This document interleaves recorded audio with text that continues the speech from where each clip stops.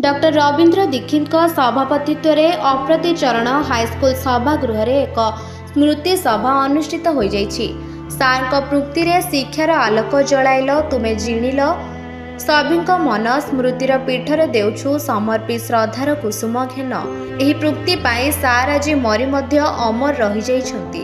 सारଙ୍କ ପାଇଁ ତାଙ୍କ पुरातन छात्र माने आज तांको ପାଇଁ एक स्मृति सभा आयोजन करथिले।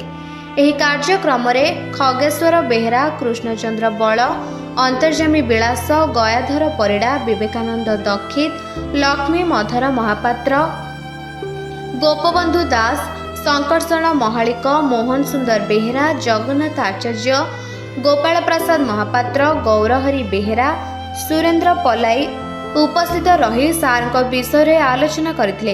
स्कूलर शिक्षक प्रकाश कुमार जेना और उमाकांत साहू सहयोग करथिले। आज जो शोक सभा स्मृति सभा होची स्वर्गत रमेश दीक्षित जड़े छात्र 1968 मसीह मुझे हाईस्कल पास आउट। आज परिणत बयस शोक सभार जोग देके मुझे गर्वित निजक गौरवान्वित मन करुच्छे एवं सारंकर स्मृतिचारण करी आज दिन में मोर आखिरे लुह आसूची। आमे जो माने सेते बेले भल छात्र भाव में आगरे रोलु सारंकर आखि सब आम उपरे एभली शिक्षक बोधे आउ जन्म नेबे कि नहीं जाने ना। जगन्नाथ पाखरे प्रार्थना जे तांकर अमर आत्मा शांति रहू तांके से भली लोक पुणी कौ रूपरे किभली भाव में पुणी आउ थे जन्म लाभ करंतु। शिक्षार आलोक से दे जाइछंती। शिक्षा तांको जीवनर व्रत थिला। सबु किछि को से पछरे पकई पिलांको मनीष करबा, पिलांको सर्वांगन सबु दिगरु पिलांको खेलरे, पाठ पढ़ारे, ड्रामारे, डिबेट्रे केमिति ए स्कूल रो पिला ना करिवे से थिला तांको सत्यक जीवनर व्रत।